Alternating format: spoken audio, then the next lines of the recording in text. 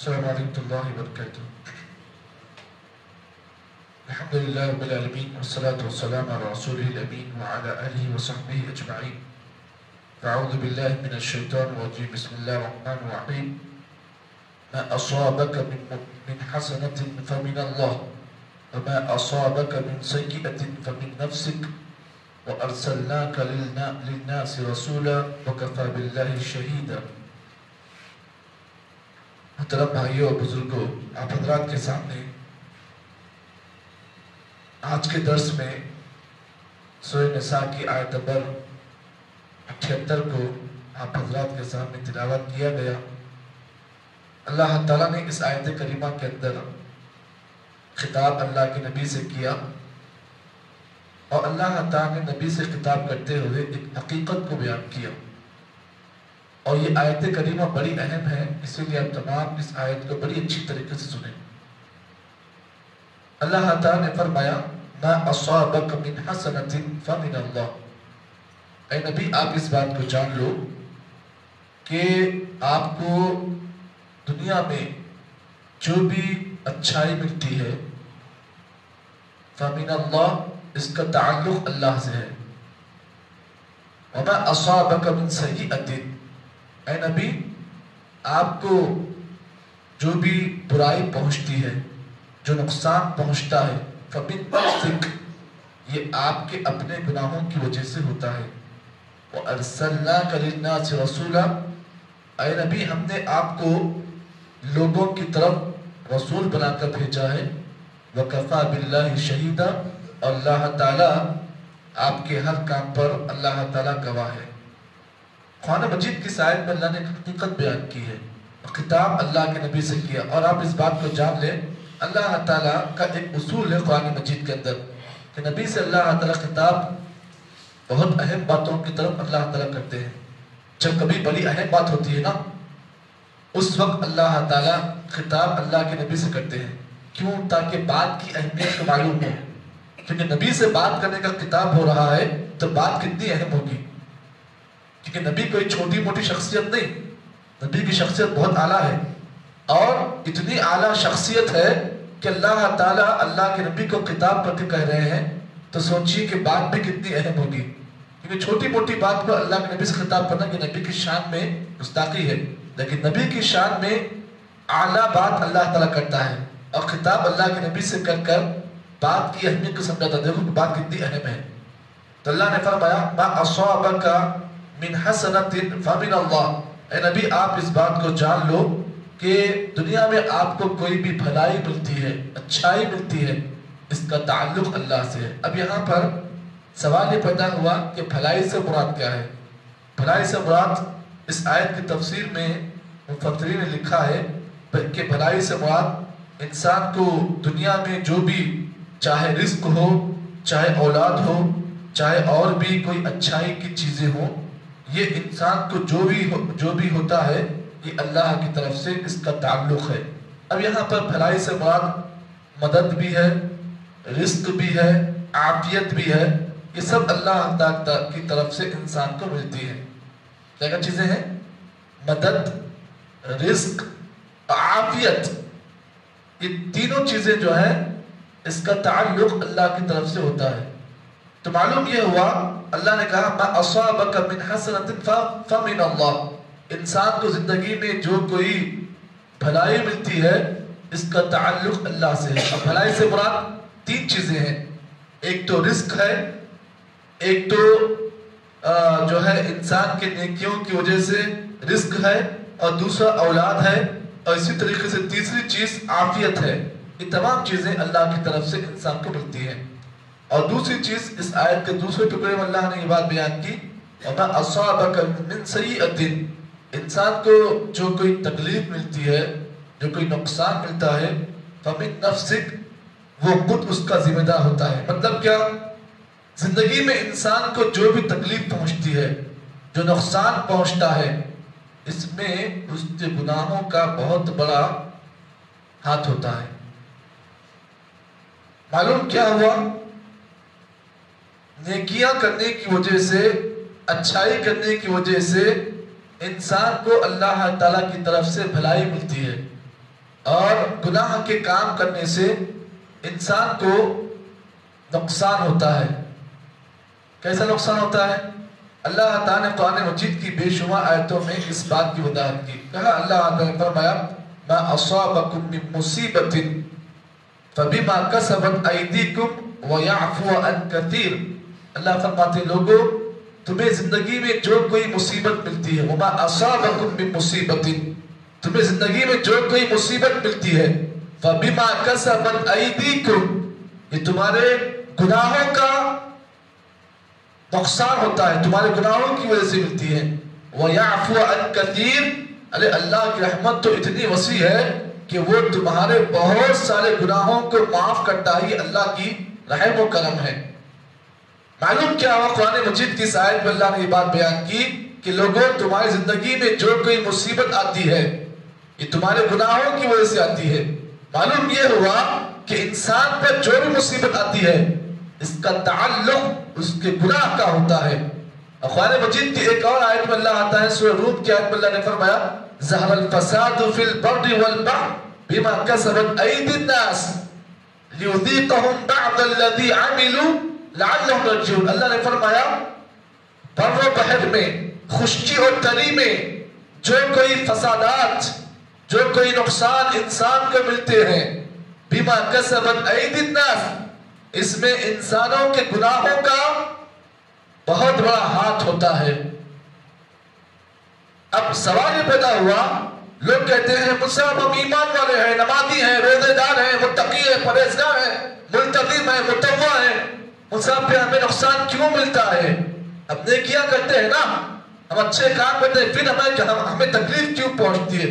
اللہ نے فرمایا لیذیقہم بعض الذی عملوا، اللہ تعالیٰ تمہیں اس دنیا میں نقصان اس لیے دیتا ہے، تکلیف اس لیے دیتا ہے، فسادات اللہ تعالیٰ اس لیے لاتے ہیں لیذیقہم بعض الذی عملوا. کبھی کبھار زندگی میں تم جو گناہ کرتے ہو اللہ تعالیٰ اس گناہوں کا صلہ، اس کا بدلہ تمہیں دنیا میں دیتے ہیں لعلہم یرجعون، تاکہ تم اللہ تعالیٰ کی طرف پلٹ کر واپس آ جاؤ.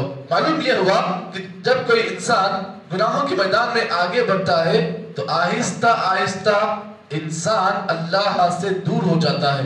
تو اللہ تعالیٰ کیا کرتے ہیں؟ ان مصیبتوں کو لا کر انسان کو کیا کرتے ہیں؟ اللہ تعالیٰ اپنے قریب کرتے ہیں تاکہ بندہ ان مصیبتوں کو دیکھ کر واپس کہاں آئے؟ اللہ کے پاس آئے. یہاں کیا ہوتا ہے؟ ذرا مصیبت آتی ہے، ذرا تکلیف آتی ہے تو انسان کیا کرتا؟ اپنے آپ کو مار لیتا، ہلاک کر لیتا.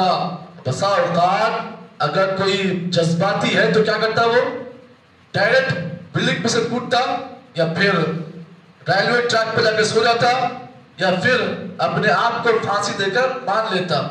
یہ انسانوں کا معاملہ ہے. جبکہ اللہ تعالیٰ کیا فرماتے ہیں؟ ارے ہم تم پر ظالم نہیں ہیں، تمہیں جو مصیبتیں دیتے ہیں وہ تمہارے گناہوں کی وجہ سے دیتے ہیں. اور ہمارا مقصد کیا ہوتا ہے مصیبتوں کو دیکھ کر؟ تاکہ تمہارے گناہوں کا صفایا ہو جائے اور تم پلٹ کر اللہ کی طرف آ جاؤ. یہ اللہ کا مقصد ہوتا ہے. انسان نہیں سمجھتا ہے، سمجھنا چاہیے. یہ بات بھی آپ جان لیں. نبی اکرم صلی اللہ علیہ وسلم نے اس آیت کی تفسیر میں ایک حدیث بیان کی جسے امام ترمذی نے اپنی جامع ترمذی میں نقل کیا. نبی اکرم صلی اللہ علیہ وسلم نے فرمایا کہ انسان کی زندگی میں جب بھی کوئی تکلیف پہنچتی ہے، کوئی مصیبت انسان کو پہنچتی ہے، تو اللہ تعالیٰ اس مصیبت کو انسان پر اس لیے دیتے ہیں تاکہ انسان کے گناہوں کا کفارہ ہو جائے. انسان جو گناہ کرتا ہے نا، اللہ تعالیٰ ان مصیبتوں کے ذریعے سے اس سے گناہوں کا اللہ تعالیٰ کفارہ دیتے ہیں، اس تکلیف دیتے ہیں گناہوں کی وجہ سے. اور جب انسان گناہوں کے میدان میں بالکل خالی ہو جاتا ہے تو پھر اللہ تعالیٰ کیا کرتے ہیں؟ اس انسان کو اپنے پاس بلا لیتے ہیں تاکہ انسان اللہ کے پاس جائے تو کیسے جائے؟ بالکل صاف اور ستھرا ہو کر جائے. یہ اللہ کا قانون ہوتا ہے. اب یہاں پہ آپ اس بات کو بھی جان لیں. نبی اکرم صلی اللہ علیہ وسلم کی ایک حدیث آپ کو بتا دوں. دیکھیے ہم لوگ علم کی کمی کی وجہ سے ایسے کام کرتے ہیں. علم حاصل کرنا چاہیے، کیونکہ اسی لیے کہتے ہیں کہ جو آدمی زیادہ علم والا ہوتا ہے نا وہ زیادہ بکتا نہیں، وہ بہت کم بات کرتا ہے. اسے معلوم ہوتا ہے کہ میں کون سی بات کروں گا تو کیا اس میں غلطی کہاں ہوگی. اسی لیے نبی اکرم کی وہ حدیث آپ سن لیں. اللہ کے نبی نے فرمایا ما یصیب المسلم من نصب ولا وصب ولا هم ولا حزن حتى الشوكة التي يشاكها إلا كفر الله بها خطايا. نبی اکرم نے فرمایا کہ ما یصیب المسلم، جب کسی مسلمان کو کوئی تکلیف پہنچتی ہے، تکلیف کیسے پہنچتی ہے؟ من نصب ولا وصب ولا هم ولا حزن حتى الشوكة التي يشاكها. نبی نے فرمایا تکلیف کیسے پہنچتی ہے؟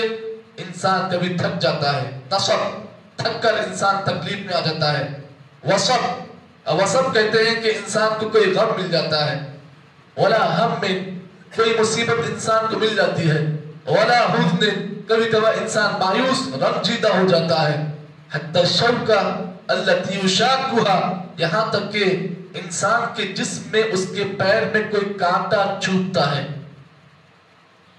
کوئی کانٹا چوبتا ہے، تو اللہ فرماتے ہیں کفر اللہ بها خطایا، اللہ تعالیٰ اسی تکلیف کے بدلے میں سے گناہوں کو معاف کرتے ہیں. کیا مطلب؟ کیا مطلب؟ مطلب یہ ہے کہ انسان کو جب بھی کوئی زندگی میں تکلیف پہنچتی ہے، کوئی غم ملتا ہے، حتیٰ کہ اس کے پیر میں کوئی کانٹا چوبتا ہے اور انسان اس تکلیف کو محسوس کرتا ہے، جذبات نہیں ہوتا ہے اے اللہ میچ ملا کیا، کانٹا کو میچ ملا کیا، میرا میچ ملا تھا، دوسرا کا میچ نہیں ملا تھا، اللہ تعالیٰ تو کو میچ ملا کیا، غم تیرے کے کوئی اور نہیں ملے. نعوذ باللہ یہ ایسے جملے ہیں، کبھی کبھار انسان انہی جملوں کی وجہ سے کیا ہوتا ہے، کفر کے دروازے میں داخل ہو جاتا ہے. تو معلوم یہ ہوا، سمجھے آپ دین کو سمجھے، ہمارا دین جو ہے بڑا نازک ہے.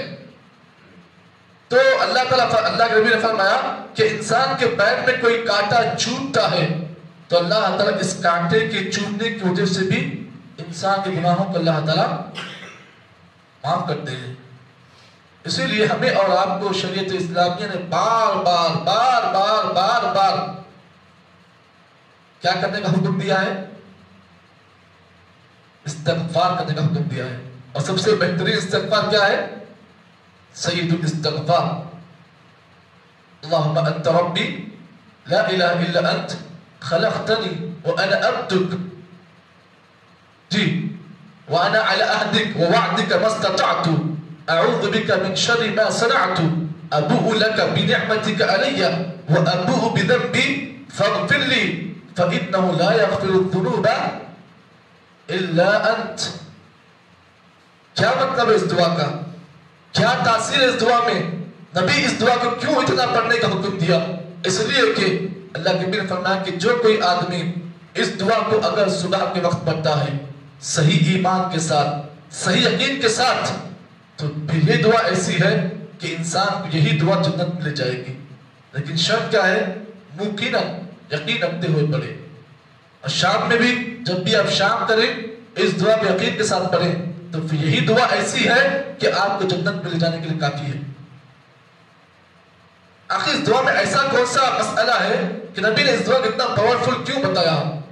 اس کو اللہ کے نبی سید الاستغفار کہا ہے. سید کہتے ہیں سردار کو، عربی میں سید کہتے ہیں سردار کو، سید الاستغفار، یعنی استغفار کی جتنی دعائیں ہیں ان تمام دعاؤں کی سردار یہ دعا ہے. اس میں دعا بندہ کہتا ہے اللہم انت ربی لا الہ الا انت، اللہ تو میرا رب ہے، تیرے سوا کوئی معبود حقیقی نہیں. خلقتنی، اللہ تو نے مجھے پیدا کیا، وانا عبدک، اللہ میں اس بات کا اقرار کرتا ہوں میں تیرا بندہ ہوں، وانا علی عہدک وعدک ما استطعت، اللہ میں نے تجھ سے جو وعدہ کیا ہے، کب کیا وعدہ؟ عالم ارواح میں جو وعدہ کیا تھا اللہ میں اس پر قائم ہوں میری طاقت کے مطابق. اعوذ بک من شر ما صنعت، اللہ میں نے جو بھی گناہ کیا ہے اللہ تعالیٰ، اللہ میں پناہ مانگتا ہوں، میں پناہ مانگتا ہوں اللہ میں جو بھی جرم کیا ہے، جو گناہ کیا ہے اللہ پناہ مانگتا ہوں. وَأَبُوءُ لَكَ بِنِعْمَتِكَ، اللہ میں تیری نعمتوں کا محتاج ہوں. وَأَبُوءُ بِذَنبِي، اللہ میں اپنے گناہوں سے بہت پرہیز کرتا ہوں، بہت میں نفرت کرتا ہوں. وَاغْفِرْ لِي فَإِنَّهُ لَا يَغْفِرُ الذُّنُوبَ إِلَّا أَنْتَ، اللہ میں گناہوں کو معاف کر، میں گناہوں کو معاف کر. اور میں اس بات کو بھی جانتا ہوں کہ اللہ تیرے سوا کوئی ذات نہیں جو میرے گناہوں کو معاف کر سکے. یہ ہے اس دعا کا پاور. تو معلوم یہ ہوا کہ ایک انسان کو جب بخار آتا ہے تو اس یقین کے ساتھ گولی کھاتا ہے کہ گولی کے اندر جتنی کیپیسٹی 500 ml گولی ہے، تو انسان یہ یقین کر کھاتا ہے ارے اس میں 500 بہت جلدی بخار کم ہوتا. یہ بھی دعا جو ہے نا 500 تو دور کی بات، اس سے بڑی خطرناک دعا ہے یہ. اس دعا کو پڑھ لو، اللہ تعالیٰ جو ہے آپ کے گناہوں کو معاف کرے گا. اگر اس یقین کے ساتھ پڑھو گے تو پھر اللہ کے رسول نے فرمایا یہی دعا آپ کو جنت میں لے جانے کے لیے کافی ہے. تو معلوم کیا قرآن مجید کی آیت میں اللہ نے یہی بات بیان کی کہ انسان کو زندگی میں جو بھی اچھائی ملتی ہے یہ انسان کے لیے نہیں بلکہ یہ اللہ کی طرف سے ملتی ہے. اس میں انسان کوئی عمل لگ نہیں ہوتا ہے، اور انسان کو جو کوئی تکلیف پہنچتی ہے، جو نقصان پہنچتا ہے، اس میں اس کے گناہوں کا بہت بڑا ہاتھ ہوتا ہے. اور اس آیت کے ٹکڑے میں آخر میں اللہ نے کہا اے نبی ہم نے آپ کو لوگوں کی طرف رسول بنا کر بھیجا. آپ کا کام یہ ہے کہ آپ لوگوں کو اوامر کا حکم دیں، اللہ کے احکامات بتائیں، اور لوگوں کو اچھائی کا حکم دیں اور برائی سے روکیں. یہ آپ کا کام ہے، اور اللہ تعالیٰ ہر آدمی کے ہر کام کا اللہ تعالیٰ گواہ ہے. یہ قرآن مجید کی آیت تھی جس کے سلسلے میں آپ کے سامنے میں نے اتنی باتیں بیان کی ہیں. اللہ سے دعا ہے کہ اللہ تعالیٰ مجھے اور آپ کو جتنی باتیں اس آیت کی روشنی میں بتائی گئی صحیح معنی میں سمجھ کر اللہ تعالیٰ عمل توفیق عطا فرمائے. سبحان اللہ بحمدہ، سبحانک اللہم وبحمدک، نشہد ان لا الہ الا انت، نستغفرک ونتوب الیک.